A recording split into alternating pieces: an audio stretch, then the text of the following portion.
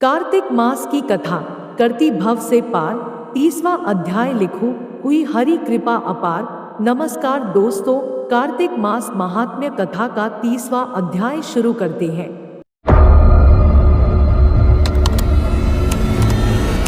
भगवान श्री कृष्ण सत्यभामा से बोले, हे प्रिय, नारद जी के यह वचन सुनकर महाराजा पृथु बहुत आश्चर्यचकित हुए। अंत में उन्होंने नारद जी का पूजन करके उनको विदा किया।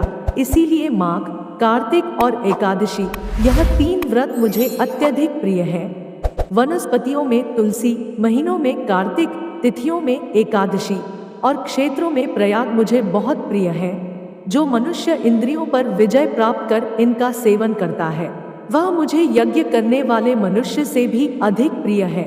जो मनुष्य विधिपूर्वक इनकी सेवा करते हैं, मेरी कृपा से उन्हें समस्त पापों से छुटकारा मिल जाता है। भगवान श्री कृष्ण के वचन सुनकर सत्यभामा ने कहा, हे प्रभु, आपने बहुत ही अद्भुत बात कही है कि दूसरे के लिए पुण्य के फल से कलह की मुक्ति हो गई। यह प्रभावशाली कार्तिक मास आपको अधिक प्रिय है, जिससे पतिद्रोह का पाप केवल स्नान के पुण्य से ही नष्ट हो गया।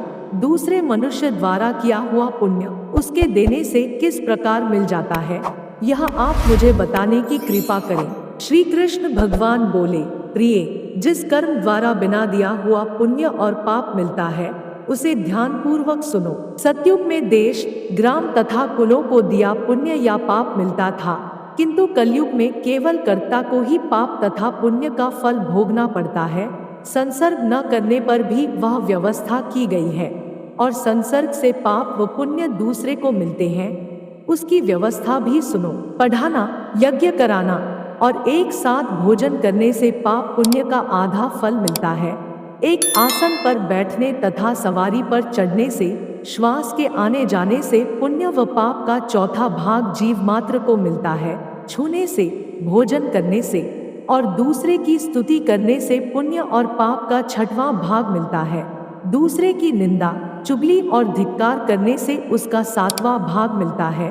पुण्य करने वाले मनुष्यों की जो कोई सेवा करता है, वह सेवा का भाग लेता है और अपना पुण्य उसे देता है। नौकर और शिष्य के अतिरिक्त जो मनुष्य दूसरे से सेवा करवाकर उसे पैसे नहीं देता, वह सेवक उसके पुण्य का भागी होता है। जो व्यक्ति पंक्ति में बैठे हुए भोजन करने वालों की पत्तल लांघता है, वह उसे, जिसकी पत्तल उसने लांघी है, अपने पुण्य का 6वां भाग देता है। स्नान तथा ध्यान आदि करते हुए मनुष्य से जो व्यक्ति बातचीत करता है या उसे छूता है, वह अपने पुण्य का 6वां भाग दे डालता है। जो मनुष्य धर्म के कार्य के लिए दूसरों से धन मांगता है, वह पुण्य का भागी होता है। ठीक उसी प्रकार जिस प्रकार की दान करने वाला पुण्य का भागी होता है, जो मनुष्य धर्म का उपदेश करता है और उसके बाद सुनने वाले से याचना करता है, वह अपने पुण्य का 6वां भाग उसे दे देता है।